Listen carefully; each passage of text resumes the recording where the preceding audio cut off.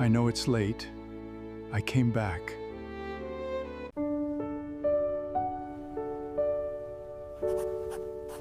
It is official. The foundation is saved. An $11 billion CEO asked his black maid to marry him before sunset, and by nightfall, his family was calling her a thief. Camille was days from eviction when dying Chairman Yun offered her one impossible deal: be his wife for one day, sign away his fortune, and save 41 children's hospitals. But the real reason was hidden in a locked drawer: a gold locket, a woman from 1979, and a secret that tied Camille's bloodline to the billionaire's greatest regret. Before the wedding could happen, his nephew made one promise: she would leave in handcuffs. It began 19 days earlier. Before we rewind 19 days, comment where you're watching from. I love seeing how far these stories reach. And don't forget to subscribe if you enjoy stories like this. Now, let's go back to where it all began. Her name was Camille Rhodes, and she found out she was being evicted somewhere between a stack of unfolded linens and a lukewarm cup of coffee. The message came through the front desk of the agency, the one that had hired her out as a professional care maid since she was 22, sending her into other people's homes to clean for the well and nurse the dying, written on a sticky note in the receptionist's bubbly handwriting, which somehow made it worse. Mrs. Delacroix called. Says you have to come see her today. Says if you don't, she takes action. Camille read it standing up, still in her gray uniform, still smelling faintly of the lavender polish from the Abernathy house across town, where, that spring, the old woman she used to clean for had died holding Camille's hand instead of her family's hand, because the family hadn't come, and somebody's hand is better than no hand at all. She didn't cry. Camille had this thing she did. She stored her tears somewhere the day couldn't reach, some locked back room inside her, and she only went in there when everyone else was asleep. Right now it was 9:40 in the morning, and she had 11 hours of shift left and 4 human beings depending on her. So she folded the sticky note into a small square, tucked it into her breast pocket, and did what she always did. She kept moving. There were 4 of them. There was her mother, Loretta, whose hands had started shaking 2 years ago and hadn't stopped, and whose good days were getting rarer, in a way nobody in the family said out loud. There was Malcolm, her little brother, 15, and furious at a world that kept handing him hand-me-down shoes, and then laughing at them. There was her baby sister, Dee Dee, 8 years old, who squinted at the chalkboard and never complained about it, which was the most heartbreaking thing of all, because an 8-year-old shouldn't already know that her seeing clearly costs more than the family has. And there was Camille herself, the one holding it all up. The one who, at 29, had never once been on a date that didn't end with her checking her phone to make sure everyone at home was okay. 3 months behind on rent. 48 hours, Mrs. Delacroix would tell her that afternoon, to move all 4 of them out of a 2-bedroom apartment with exactly no money and exactly nowhere to go. But here's the thing about Camille. Her first thought standing there with an eviction in her pocket was not what will happen to me. It was, I need to pick up an extra shift. Her best friend from the agency found her in the supply room at lunch. The supply room at the agency was an open secret. It was the one place where you were allowed to fall apart, a windowless room stacked with mops and folded uniforms and jugs of industrial soap. All the girls used it. Once, Camille had found the dispatcher in there, a woman who ran 200 placements with the calm of a ship's captain, crying into a stack of clean towels. Nobody talked about the supply room. That was the deal. Her friend's name was Dominique. Loud, sharp, loyal to the point of violence, the kind of friend who would fight the air on your behalf. She took one look at Camille sitting on an overturned crate and said, "Okay, what?" So Camille told her. And Dominique, being Dominique, said the obvious thing. "You could ask for help, you know. You've covered half the agency's shifts. You sat with Reyes's mother for 3 nights straight when Reyes couldn't. You trained half the girls at this agency yourself. Somebody owes you. Everybody owes you. Ask." Camille shook her head slowly, and she said a thing she believed with her whole tired heart. "People don't remember what you did for them, Dom," she said. "They remember what you can still do for them. The second you can't do anything, you disappear." Dominique opened her mouth to argue, but she didn't, because some part of her, the tired part, the part that had also worked these jobs for 6 years, some part of her was afraid Camille might be right. The landlady was worse than the note. Mrs. Delacroix owned 3 buildings and the softness of exactly none of them. She let Camille stand in the doorway, didn't invite her in, didn't offer a chair, and she folded her arms over a cardigan that probably cost a month of Camille's wages, and she said, "I've heard the story, Camille. The sick mother, the kids. I've heard it. I have bills of my own. I'm not asking you to forgive it," Camille said. "I'm asking for time. I'll pick up doubles. I'll work nights and days. 30 days. Please. 48 hours, Mrs. Delacroix said. "That's the notice. After that, the authorities remove you. I'm sorry." And the terrible thing was, she almost sounded like she meant that last part. "You should have thought about this before you fell behind. My mother is ill. That's not my problem," the landlady said, and closed the door. Gently, which was somehow the cruelest way she could have done it. Camille stood in the hallway for a long moment. Then she squared her shoulders, and she went back to work. Because Dee Dee needed dinner, and Malcolm needed picking up, and there was a whole house full of people who needed her more than she was allowed to need anyone. That was Tuesday. On Wednesday, everything changed, and she didn't even notice it happening. That's the thing about the moment your life turns. It almost never announces itself. It walks in disguised as just another bad day. For Camille, it walked in disguised as a job on the other side of the world, and the most impossible man she would ever meet. The call came from the head of the agency herself on Wednesday morning, and Camille had worked there long enough to know that the owner only picked up the phone in person when the money was serious. "There's a request," the woman said. "A private client. Overseas. Seoul. A dying man who wants a live-in care maid for his final weeks." A pause. "They asked for you. By name, Camille. In all my years, no client has ever done that." Camille almost laughed. "I've never had a client outside this city in my life. I don't even own a passport. They're paying for the passport. They're paying for the flight. They're paying..." And here the owner named a number, and the number had more zeros than Camille had ever seen attached to a single human job, enough to erase an eviction and a year of debt, and still have something left over. 90 days, live in. They want you on a plane Friday. They asked for you. By name. And Camille, 3 days from homelessness, heard that number the way a drowning woman hears a boat. She did not ask the only question that mattered. How does a dying stranger on the other side of the world know my name? Because drowning people don't study the shape of the hand that reaches for them. They just grab on. So she took the job. She got the passport in 2 days flat, and on Friday she boarded a plane for the first time in her life and flew across an ocean, toward a country she had never seen and the most impossible man she would ever meet. The Yun estate rose out of the hills above Seoul like something out of a story she'd never been told. An old stone mansion behind iron gates, all cold marble and hushed corridors, run by people who had served the family for decades. Jet-lagged and small in her one good coat, Camille was met at the servants' entrance by the head housekeeper, who wore a look Camille would come to fear. Her name was Ms. Whitfield, and she ran the house the way a lighthouse runs a coastline. Steady, unglamorous, the reason ships didn't sink. When Miss Whitfield wore that particular expression, it meant she was about to hand you something no one else would take. "The chairman himself," Miss Whitfield said. "The old man's come home to die, and he's taken over the whole East Wing to do it in." A pause. "He's already made 2 maids quit, in one night." "One night," Camille repeated. "He threw a breakfast tray at Bristow. Called Yoon something in Korean that Yoon refused to translate, but hasn't stopped crying about." Ms. Whitfield lowered her voice. "He's dying, Camille. Pancreatic, stage 4, he came home to this house to die 3 days ago, with a private nurse and a wall of medicine and a doctor who visits twice a day. The treatment isn't going to work, and I think he knows it isn't going to work. And I think that's exactly why he's throwing things." Camille knew the name from the contract the agency had put in front of her back home. Yoon Suk-ho.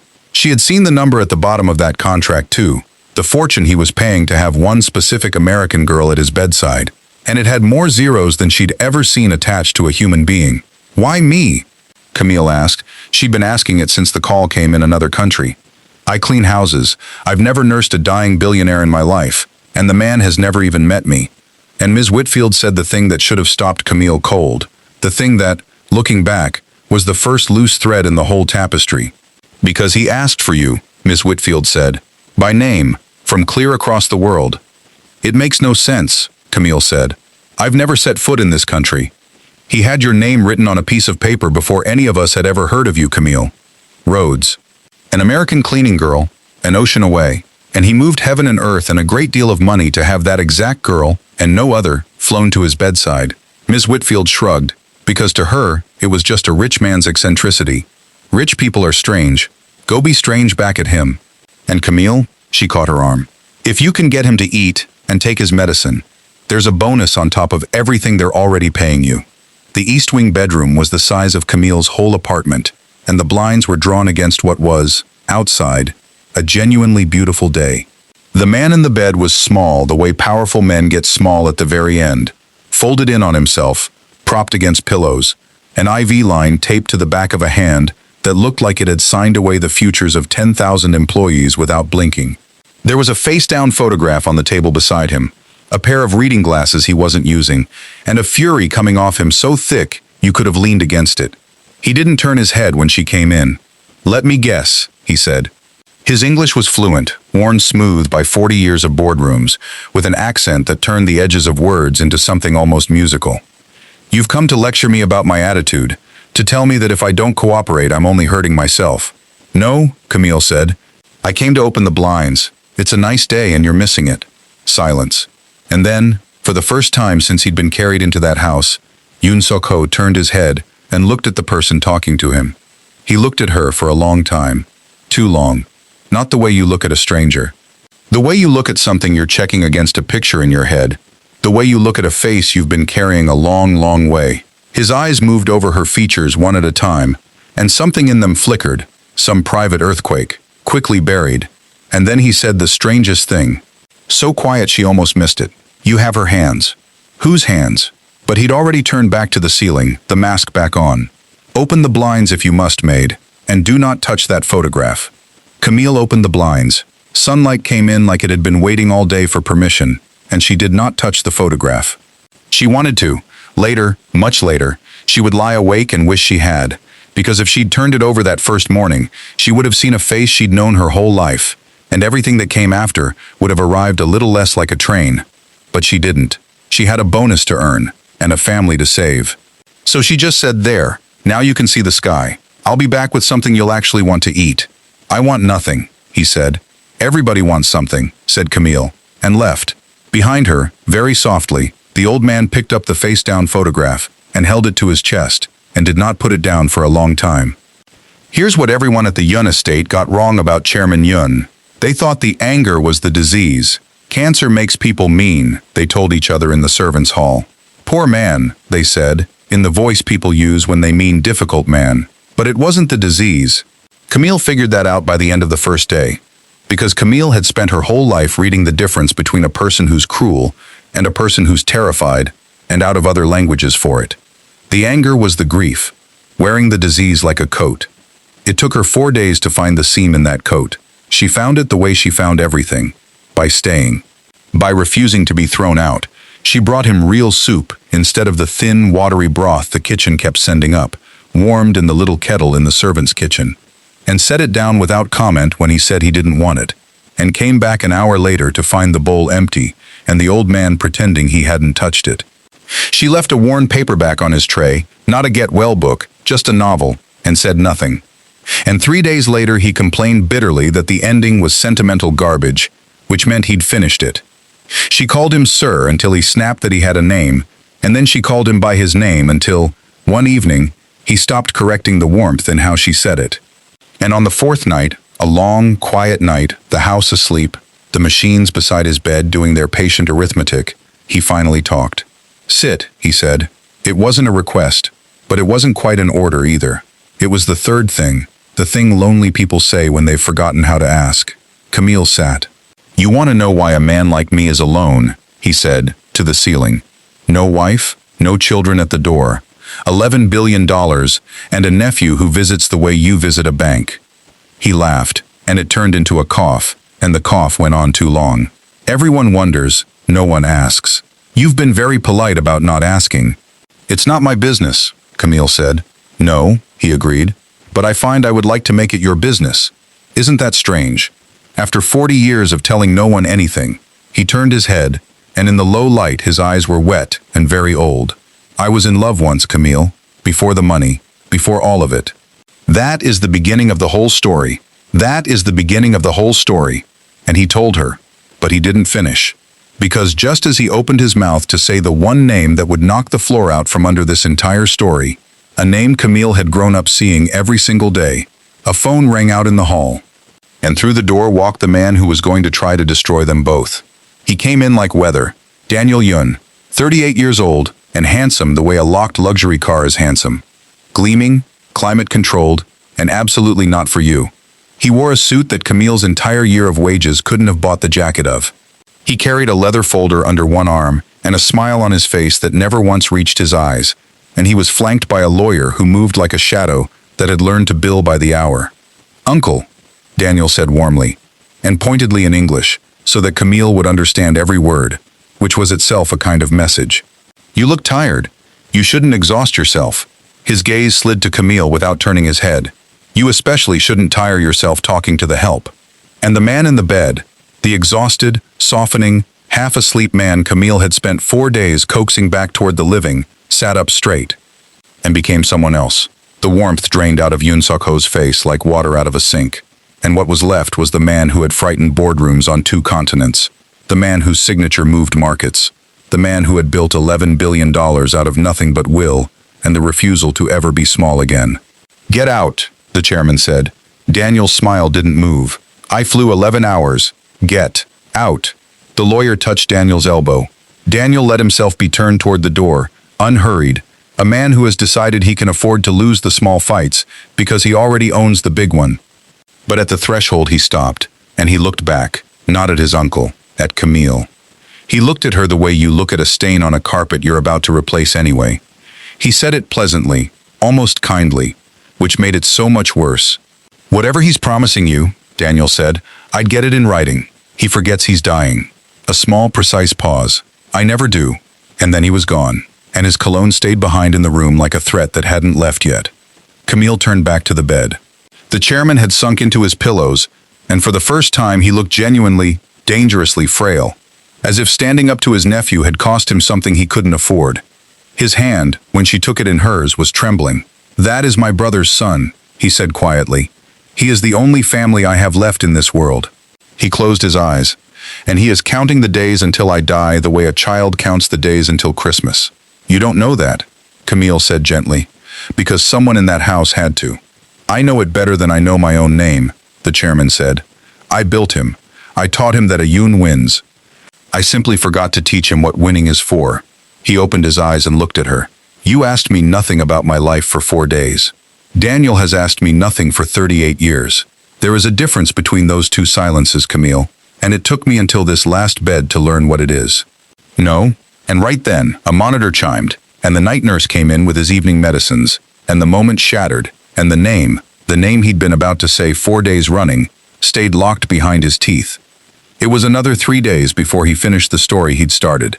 And he only finished it because, on the 7th night, Camille told him one of hers first. It happened by accident. He'd asked, gruffly, the way he asked everything that mattered, why a young woman with her competence spent her days scrubbing other people's floors instead of somewhere better. And Camille, who never talked about herself to the people she worked for, was so tired that the truth just fell out of her. She told him about her father, a carpenter, a man who built furniture in a small shop at the edge of town and smelled always of cedar and coffee. A man who took her to the workshop on Saturdays and let her play in the wood shavings and told her that every plank of lumber had a history, that it had once been a living tree with birds in it, that you owed it respect. She told him how her father died, a truck on a wet highway, a night she was 16, a goodbye she never got to say because the morning he left, he'd kissed her forehead on his way out the door, and she'd been too busy to look up. "The last thing he ever said to me was, 'Don't forget your lunch,'" Camille said. And I didn't answer him. I just waved. That was it. That was the whole goodbye. The chairman was very quiet. "The unfinished goodbyes," he said at last, "are the ones that never stop bleeding. People think grief is about the person you lost. It isn't. It's about the sentence you never got to finish." He looked at the ceiling. "I have an unfinished sentence, Camille. It is 41 years old, and I think I have waited my whole life to finish it." And then, finally, he told her about Ruby. "It was 1979, he said. I was 24 years old, and I had nothing, no company, no fortune, just a father who owned a shipping firm and a plan for my life that I had never once been asked to agree to. There was a district in Seoul then, near the base, where the Americans went. Jazz clubs, smoke, music you couldn't hear anywhere else in the country. My friends went for the whiskey, a ghost of a smile. I went back for the woman on the stage. She sang," he said, like she was having an argument with God. And winning. She was American, black, the daughter of a soldier who'd been stationed there and gone home, and she'd stayed, because the singing was the only thing she'd ever found that felt like flying, and she wasn't finished flying yet. Her name was Ruby. Camille smiled, because it was a beautiful name, and because she had no reason on earth yet to feel the floor tilt. What happened to her? My family happened to her, the chairman said, and all the warmth went out of his voice, turned inward. 41 years of it. They found out. A Yun in love with an American singer, a black woman, in 1979. You cannot imagine. Or perhaps you can. They gave me a choice. They sat me down in my father's study, and they put it in the plainest possible terms. Her, or everything I would ever inherit. The company, the name, the family, all of it, or her. He stopped. Camille waited. And even as she waited, some animal part of her, some part below thought, had gone very still. The way you go still when you hear a sound in the house at night that doesn't belong. I chose the money, Yoon Suk-ho said.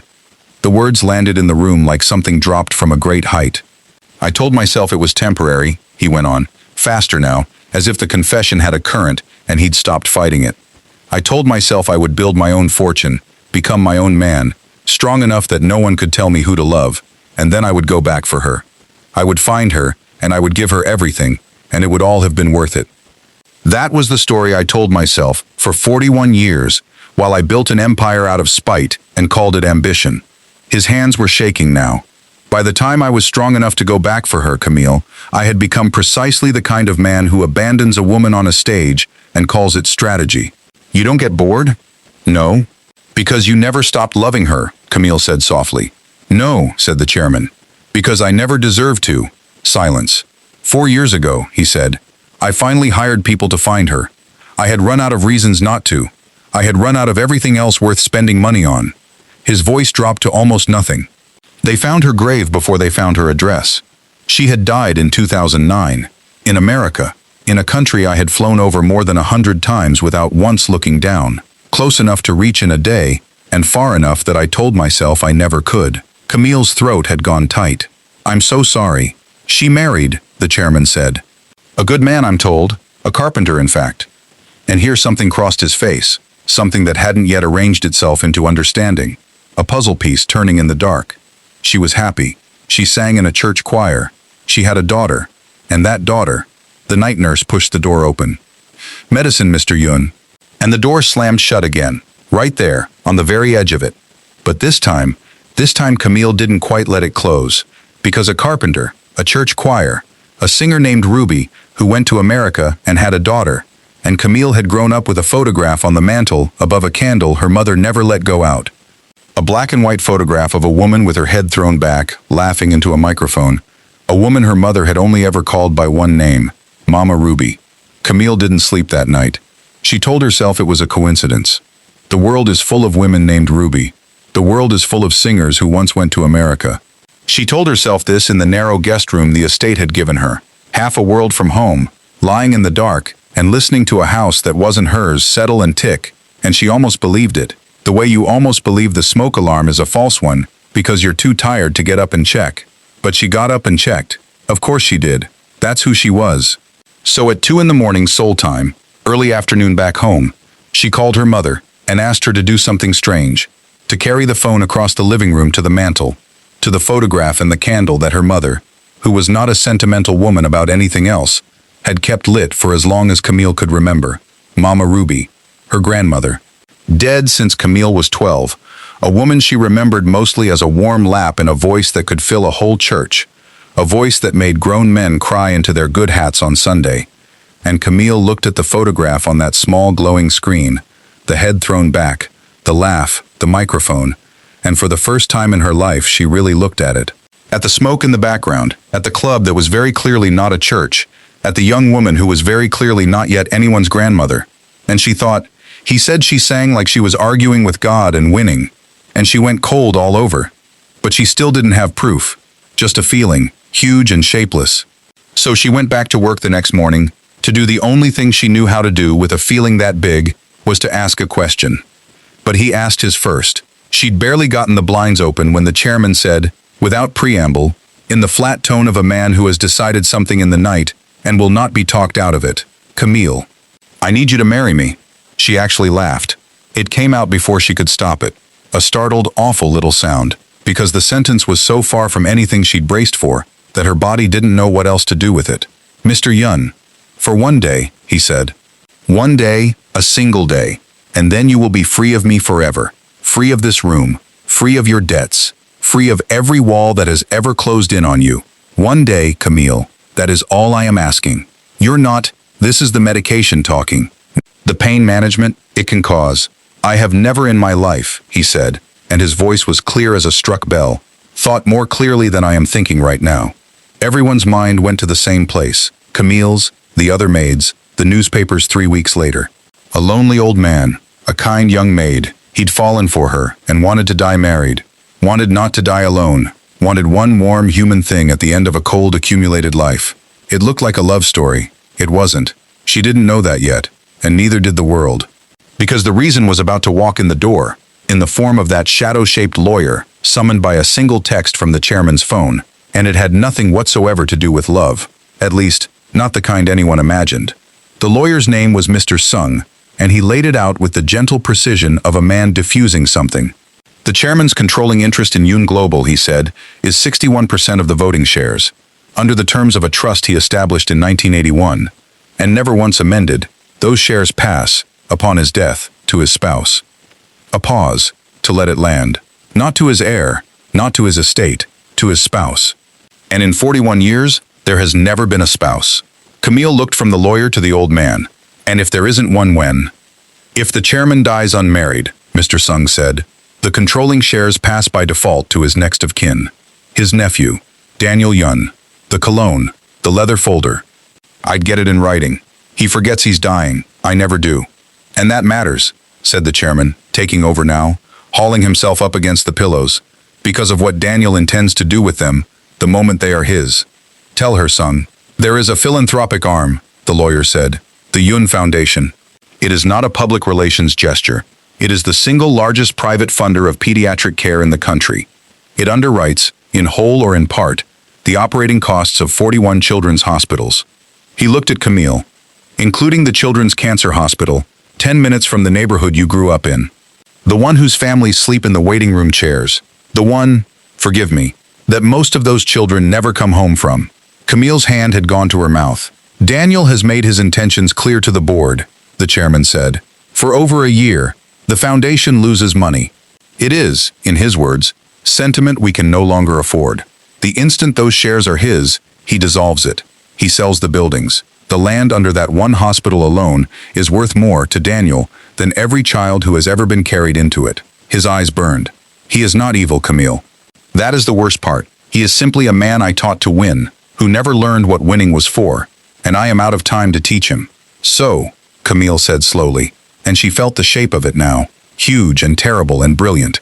"If you marry me, the shares pass to you," said the chairman. "My spouse, not to Daniel. And then, the same day, within the hour, if you like, you sign them, irrevocably, into the foundation itself, into a locked charitable trust that no heir, no court, no nephew can ever unwind." He spread his trembling hands. "You will not keep a dollar. You do not want a dollar. I have watched you for 11 days and I know this about you, the way I know my own pulse. You will simply be the door the money walks through on its way to becoming permanent. One day as my wife, one signature, and 41 children's hospitals outlive me instead of dying with me." The room was completely silent, and for a moment the floor settles, because now it makes sense. Now the why has an answer. It's not romance. It's not a scam. It's the kindest, coldest chess move a dying man ever made. A way to reach past his own death and slap the sword out of his nephew's hand. The mystery seems solved, except it isn't, because there's a hole in it. A hole the size of a human being. And Camille, God bless her because she was too honest to just take the boat. Camille was the one who found it. "You could marry anyone," she said. The chairman went still. "You have lawyers. You have a Rolodex of people who owe you their careers. You could marry a colleague, a friend, a stranger for a fee. Someone with no debts, no sick mother, no eviction notice, no reason for anyone to ever whisper the word scandal. Someone who would sign the shares and vanish clean." She stepped closer to the bed. "Instead, you went looking. You found me across an ocean. You had me flown to this house. You put my name on a piece of paper before you'd ever laid eyes on me. So don't tell me about shares, Mr. Yun. Tell me the real thing. Why me? And the great Chairman Yun, the man who out-argued his own family, who outbuilt an empire, who was even now outmaneuvering death itself, for the first time in the entire story, had no answer ready. He looked at the photograph on the table beside him, the face-down one, the one she was forbidden to touch. And very quietly he said, "Open the drawer." Inside the drawer was a small velvet box, and inside the box was a locket. Gold, old, the surface worn thin and soft, the way only a thing that has been touched 100,000 times gets worn. "I had it made in 1979, the chairman said, "for Ruby. I saved for a year. It was the most expensive thing I had ever bought, and it was nothing, it was a trinket. But I wanted her to have something gold, because the world had only ever given her things it expected back." His voice was barely holding. "I never gave it to her. My family took me away before I could. And I have carried it, in a pocket, in a safe, in the drawer of every desk I ever owned, for 41 years. I have carried it longer than most people carry a marriage." He held it out. "Open it," he said. And Camille, with a feeling like standing at the top of a staircase in the dark, 1 foot already out over the first step, opened the locket and stopped breathing. Because the woman inside the locket was not a stranger. The woman inside the locket was the woman on the mantel. The woman above the candle her mother never let go out. The head, the laugh, the microphone, a smaller print of the very same photograph Camille had stood in front of at 2 o'clock that morning. The woman her mother called Mama Ruby, her grandmother, the voice that filled the church, the warm lap, the name on the candle. The room went sideways. "That's..." Camille's voice came out wrong. She tried again. "Mr. Yun, that's... I know her. That's my..." She couldn't finish it. The sentence was 41 years old and it wouldn't fit through her throat. "I know," the chairman said. "When I finally hired people to find her," he said, and now the tears were running freely down that fierce old face, and he made no move to stop them. "They found the grave. And then, because I paid them to keep looking, they found the family. A daughter, Loretta, your mother, and a granddaughter, a maid, cleaning the halls of grand houses she would never be allowed to live in." He laughed, a wet, broken, astonished sound. "Do you understand? There is no treatment, Camille. My doctors told me the truth months ago. I came home to this house to die. And when I learned that the only woman I ever loved had left a granddaughter behind, a cleaning girl, an ocean away, carrying her name in her hands, I spent whatever it took to bring you to me. I requested you through your agency.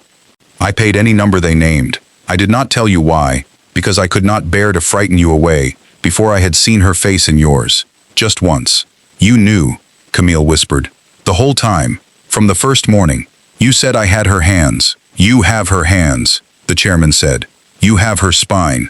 You have the exact way she had of walking into a room that was afraid of her, and opening the blinds anyway. I requested you by name, because I had a file with your face in it long before you ever set foot in this house. I know that you take your coffee black, because sugar became a luxury the year your father died. I know your sister needs glasses. I know your brother is angry, and your mother's hands shake, and your rent is 3 months behind, and that the wages I am paying you are the only wall standing between the 4 of them and the street." He gripped the locket and pressed it into her hand, and closed her fingers around it with both of his. "I know all of it. I have known all of it since before you knew my name." Camille was crying now too, though she couldn't have said exactly when it started. The locked back room inside her had come open all at once, in the middle of the day, for the first time in years. "So when I ask you to be my wife for one day," the chairman said, "understand what I am truly asking. I am not asking for romance. God, no. Look at me. I am asking for something both smaller and larger than that." He took a breath that rattled. "In 1979, I promised a woman I would marry her, and I broke that promise to buy an empire, and the breaking of it is the only thing I have ever truly owned. Ruby is gone. I cannot marry Ruby, but standing in front of me is the last living piece of her, her blood, her hands, her impossible kindness. And if you let me, I will finally, publicly, before witnesses, keep the promise I broke. I will marry into her line. I will make her family my family for one single day. And I will use that one day to hand everything I stole, everything I chose over her, to the children she would have wanted me to save." His voice cracked completely. "Let me keep it, Camille. 41 years late. Let me finally keep my promise to your grandmother. That is the whole of what I am asking. One day, and then you are free.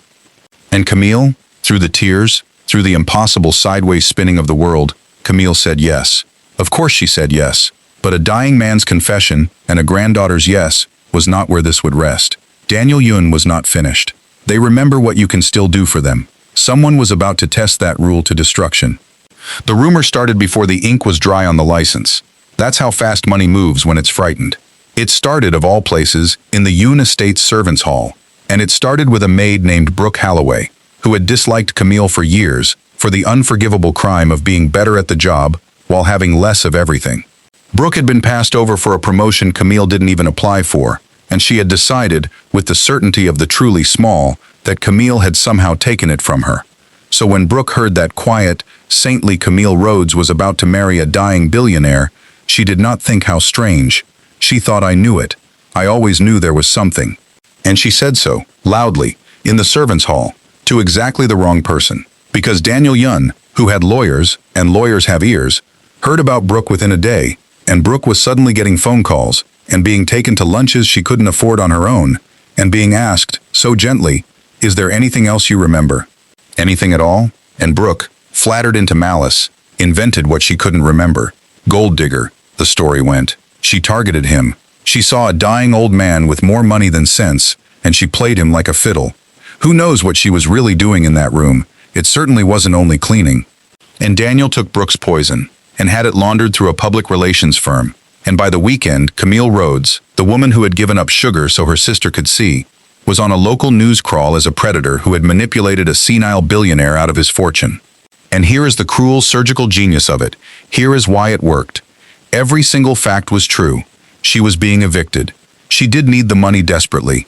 She had deliberately gotten close to a dying man, had brought him soup and plants and kindness, had sat by his bed at night. She was about to inherit 61% of a global company. Every fact checked out. The only thing that was false was the meaning of the facts, and meaning is the one thing that doesn't hold up in a courtroom, or a comment section, or the mind of a stranger who's already decided. Daniel filed to void the marriage before it happened. His petition was a scalpel. The chairman is not of sound mind. Look at the diagnosis, the pain medication, the sudden fixation on a caregiver. Look at the maid's debts.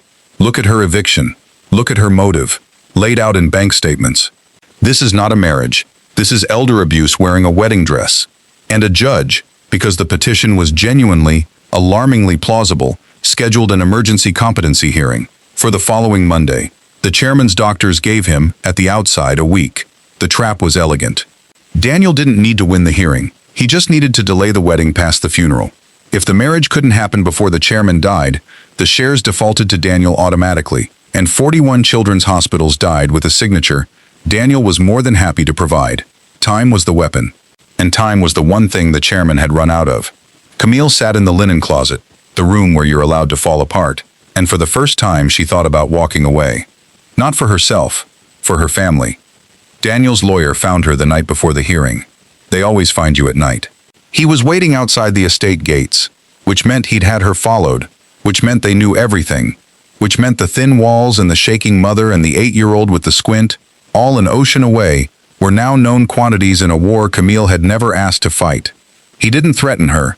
Men like that never threaten you. They simply lay the options on the table like a card dealer and let the cards do the work. My client is prepared to be generous, he said. Withdraw.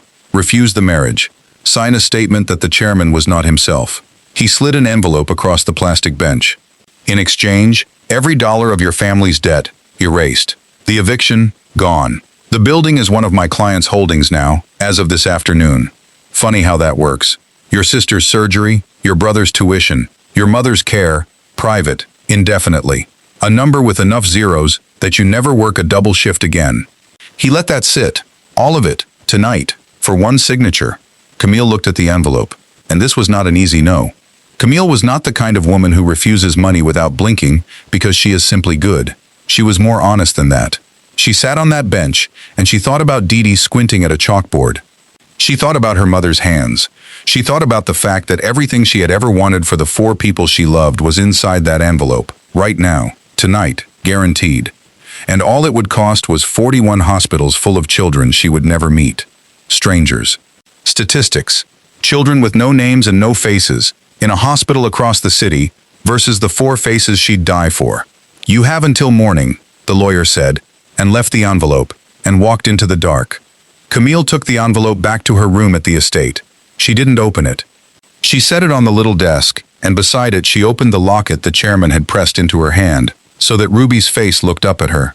And she sat down in front of her grandmother's face, and she asked her out loud, in a borrowed room an ocean from home at 3 in the morning, what she was supposed to do. And somewhere in the asking, she remembered. She remembered the things she'd said to Dominique in the agency supply room, back when this all started. Back when she was just a woman drowning quietly, and certain that no one remembers what you did for them. People remember what you can still do for them. The second you can't do anything, you disappear. She'd been so sure that was the truth of the world. And she looked at Ruby's face in the locket, and thought of the candle her mother had kept burning an ocean away for a woman who'd been dead for 17 years. A woman who could do nothing for anyone anymore, who could not pay a debt, or pull a string, or offer a single thing except the memory of how she'd loved. And Camille understood, all at once and for the rest of her life, that she'd had it exactly backwards. We don't keep the candle lit for what people can still do. We keep it lit for what they were when it counted. And Camille Rhodes decided, at 3 in the morning, that she would rather be the kind of person somebody keeps a candle for than the kind of person who blows one out to save herself. In the morning she gave the envelope back unopened, and she went to the hearing. The competency hearing was supposed to bury them. It very nearly did. Daniel's side went first, and it was brutal, precisely because it was true. The bank statements, the eviction notice, blown up on a screen. The timeline, 11 days, Your Honor, from stranger to spouse. Brooke Holloway took the stand, and, avoiding Camille's eyes, testified that Camille had talked about the money in the servants' hall. A thing that had never happened, but sounded exactly like a thing that could have. And a hired medical expert who had never met the chairman testified that a man with his diagnosis on his medication could not possibly form sound intent. Camille sat there and felt the case closing over her head like water. And then the chairman's lawyer, Mr. Sung, stood up and said, "The chairman would like to address the court himself. He is outside. It cost him a great deal to come. I would ask the court's patience with how long it takes him to speak." The doors opened, and Yoon Suk-ho came in, not in the wheelchair. He had refused the wheelchair. He came in on 2 feet, on the arm of the young nurse who tended him, who was weeping openly, one shuffling step at a time, an $11 billion man who now weighed almost nothing, and it took him 4 full minutes to cross a room that a healthy man crosses in 10 seconds, and nobody in that courtroom made a sound for all 4 minutes, because they were watching a man spend the last of himself on purpose.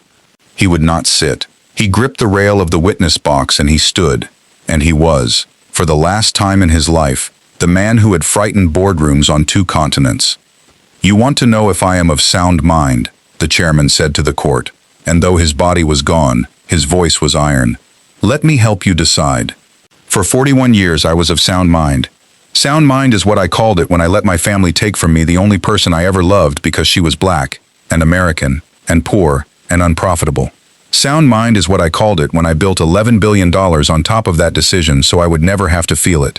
Sound mind is what I called it every single day I chose the deal over the phone call, the contract over the person, the number over the name." He was shaking, but he did not stop. "For 41 years, I was the sanest man in every room I entered, and I was wrong in every one of them." He turned his terrible, tender eyes on his nephew. "Daniel, you are not wrong about the facts. You are my blood, and you are clever, and every fact you have brought to this court is true. She is poor. She was desperate. I sought her out. All true." His voice dropped. "You are wrong only about the meaning, because I taught you to read a balance sheet, and I forgot to teach you to read a human being. So let me testify to my own competence with the single sanest sentence I have said in 41 years. He looked at Camille. "I am not marrying this woman for love of her," he said. "I am marrying her for love of the grandmother she does not resemble by accident. I am marrying her to give away every cent I own to children who cannot pay me back, cannot promote me, cannot do one single thing for me, which is the first genuinely sane financial decision of my entire life. If wanting to die having finally chosen a person over a fortune makes me incompetent in the eyes of this court, then God help every competent man alive, because I have been one, and it is the emptiest thing a human being can be." The courtroom was silent. And then Mr. Sung entered into evidence a sealed letter, 41 years old, and a death certificate for one Ruby Rhodes, and a birth certificate for Loretta Rhodes, and a birth certificate for Camille Rhodes, and a photograph, taken from a locket, that matched a photograph on a mantle, and the whole architecture of Daniel's lie, which had been built entirely on the idea that Camille was a stranger who had wandered in for the money, simply fell over, because she wasn't a stranger at all. She was the last chapter of a love story that predated the fortune by 20 years. The judge ruled from the bench. The chairman was competent. The marriage could proceed. Daniel did not shout. Men like Daniel never shout. He simply gathered his folder and stood, and for one moment, he looked at his dying uncle, and something crossed his face that might, in a better raised man, have grown up to be grief. Then he buttoned his jacket and walked out, and his cologne stayed behind in the courtroom like the ghost of a threat that had finally been called. They held it that same afternoon. There was no time to lose, and everyone knew it. They held it in the little chapel on the estate grounds, because the chairman no longer had the strength for anywhere grander. The fold-out chairs, the plastic vase, the $19 of grocery store roses. And when Camille walked in a white dress that Dominique had run out and bought that very morning, and cried the entire time she was hemming, because the chairman had quietly flown her best friend across an ocean the moment he learned Camille had one, she stopped in the doorway. Because the chapel was not empty. It was full. Every maid and footman and cook in that great cold house was there. The ones who, in 19 short days, had watched a foreign stranger treat them like people when the master had treated no one that way in years. Miss Whitfield was there, in her good coat.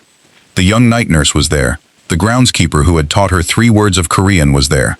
And up the center aisle, in a slow, bright river, came the children. A whole busload from the Children's Cancer Hospital the Foundation kept alive, brought by nurses who had heard the story, some walking, some in chairs, some carried, every single one of them holding a paper dandelion, because Dominique had told them the chairman's Ruby used to call dandelions flowers, and who was anybody to argue with a dying man's Ruby? Camille stood in that doorway and understood, finally and forever, that she had been wrong in that supply room back home. They had not forgotten what she'd done. Not one of them. She had spent years certain that kindness evaporated the second you couldn't be useful. And here was a room full of proof, holding paper flowers, that a person is remembered for exactly the thing she was most sure the world forgot. The candle, it turns out, stays lit. At the front, in his black suit that no longer fit, the chairman rose from his wheelchair. 3 hands reached to stop him. He waved off all 3, and he stood, trembling, gripping nothing, spending currency he would never get back, and he took Camille's hands in both of his.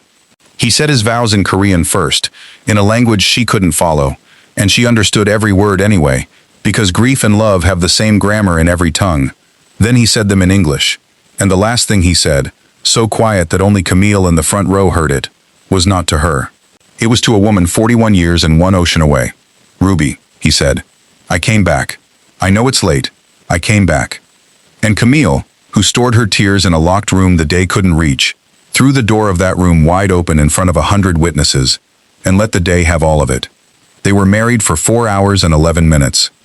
At 3:14 that afternoon, with 100 witnesses and a notary and a camera live streaming to the Foundation's board so that no court on earth could ever again pretend it hadn't happened, Camille Yun signed 61% of Yun Global into a permanent, irrevocable charitable trust. She did not keep 1 share. She did not want 1 share. She was, exactly as he'd said, the door the money walked through on its way to becoming forever. That was the real reason for the crowd, the last chess move of a dying grandmaster. No one could quietly undo a thing 100 weeping witnesses had watched a man cross a room on dying legs to do. He didn't just win, he made it unlosable. Yoon Suk-ho died at 7:26 that evening. He went in his sleep, the way the gentle ones go, and he was gentle, at the end. That was the secret the anger had been hiding all along. The night nurse said there was no distress. He simply drifted off after the adventure of the day, and did not come back from it. Camille was certain, she would be certain of it for the rest of her life, that he had waited for her to step out of the room, that he had timed even this, his final exit, so that she would not have to watch. Because in 19 days he had never once let her see him do the hard thing alone. She came back, of course. She always came back. That had been the whole problem. For everyone who'd ever tried to buy her off, she always came back. She held his hand until it went cool, and she called him the name he'd asked her to call him just once. and then she closed the blinds so the last of the light wouldn't be on his face. They found the letter afterward, in the drawer, tucked beneath the locket, in Ruby's file where he'd kept it for 4 years. It wasn't addressed to Camille, it was addressed to Ruby. 41 years of unsaid sentences, finally written down the week he learned she was gone. The goodbye he'd told Camille never stops bleeding, spilled out at last onto paper for a woman who would never read it. It was long. Camille only ever read parts of it out loud, and only ever to 2 people, and never without stopping halfway. But at the very bottom, in different ink, fresher ink, added after he'd met Camille, after 19 days being brought soup, in his own home, by a woman with his lost love's hands, there was one final line. I couldn't give this to you, my love, so I have given everything to the best of what you left behind. She gives it all away, Ruby, every cent, without blinking, exactly the way you would have. I have finally married into the right family. It turns out I was only ever early by one whole generation. Forgive me, I came back. Camille never took the money, not $1 of the billions. That all went where he'd sent it, to the children, exactly as promised. And the Children's Cancer Hospital still hums today with machines his fortune keeps running. But she kept one thing. Her family's own troubles were solved not by the estate but by a modest, separate bequest he'd set aside outside the shares. Enough for her mother's care, Dee Dee's surgery, Malcolm's tuition, a small house with a room where the light comes in. Just enough, never a fortune. He knew her too well to insult her with a fortune. And every year, on the chairman's birthday, Camille organizes a concert in a small city park. The same park where, in 1979, a young man once watched a woman throw her head back and laugh into a microphone, in a photograph that ended up in a locket that ended up in the drawer of a dying man's bedside table. There are 2 stages. On one, on the other, Korean folk songs. And at the very end of the night, for exactly one song, the 2 stages play together. One melody, 2 languages braided into it. And for the length of that one song, an argument with God that Ruby started in 1979, finally, quietly, wins. The Children's Cancer Hospital the foundation saved has a name over its doors now. The Ruby Road Center for Children. The kids still ride the elevator up to the cancer floor. And every year, more of them ride the elevator back down.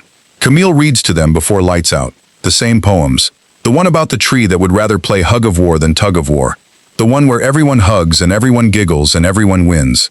One night a small patient, bald and brave and 8 years old, Dee Dee's age, the age that always undoes her, pointed at the little photo Camille wears on a chain around her neck. An old Korean man in a suit that didn't fit. Who's that? The child asked. Camille thought about it for a long time. He was the grumpiest man I ever worked for, she finally said. He threw a breakfast tray at me the day we met. The kid laughed. Kids always laugh at the tray. And on the last day of his life, Camille said, he stood up when every doctor in the building said he couldn't, and he crossed a whole room on his own 2 feet, to keep a promise he'd waited 41 years to keep. She touched the little photo. For 19 days, he was just the man I brought soup to. And then, for 4 hours and 11 minutes, he was my husband. And in a way, I can't really explain to an 8-year-old. Her voice went soft. He was family I didn't know I'd been missing my whole life. But what was he? The child insisted. The way children do, wanting the one-word answer.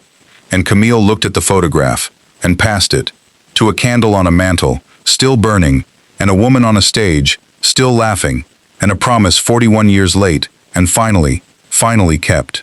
He was proof, she said, that it's never too late to come back for the people you love.